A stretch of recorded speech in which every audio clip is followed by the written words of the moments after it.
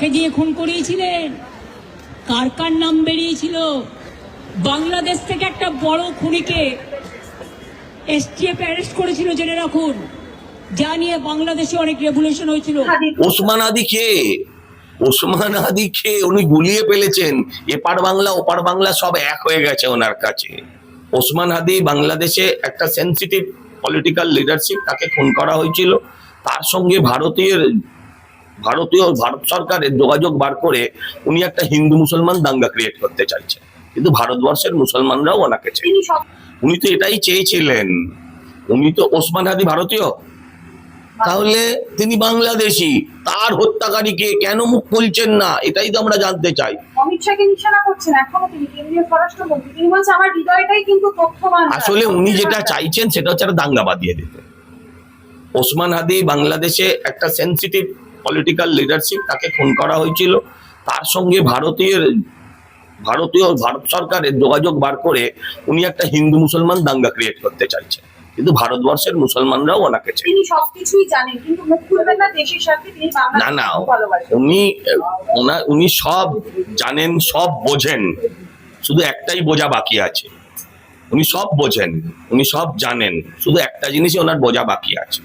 সেটা কি বোঝা আর বললাম না। সুরেন্দ্রনাথ কলেজে দাদা ওয়ো রুমস দেখা যাচ্ছে, গর্ভনিরোধক ট্যাবলেট থেকে শুরু করে যে জিনিসপত্রগুলো পাওয়া যাচ্ছে, কি বলবেন? আলোচনা করতেও লজ্জা করে। আমিও তো কলেজের ছাত্র ছিলাম, আমার ছেলেও কলেজে পড়েছে।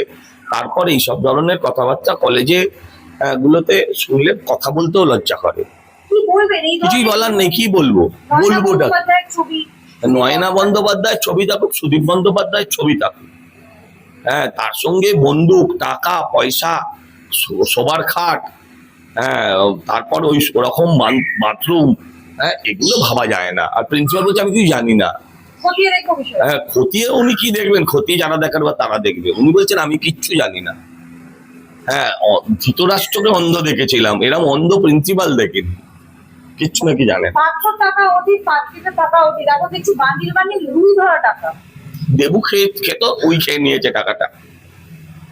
দেবু খেতো, উই খেয়ে ফেলেছে। এই টাকাটা ওরা ভুলে গেছে, এটা ওদের কাছে খুচরো টাকা, বাকি টাকা ওরা খুলবে, ওরা বন্ধ করবে, ওদের ব্যাপার। আমার সেখানে কি বক্তব্য রাখার আছে? হঠাৎ করে এই ধরনের জিনিসপত্র কার্যকর কোথায় হঠাৎ করে?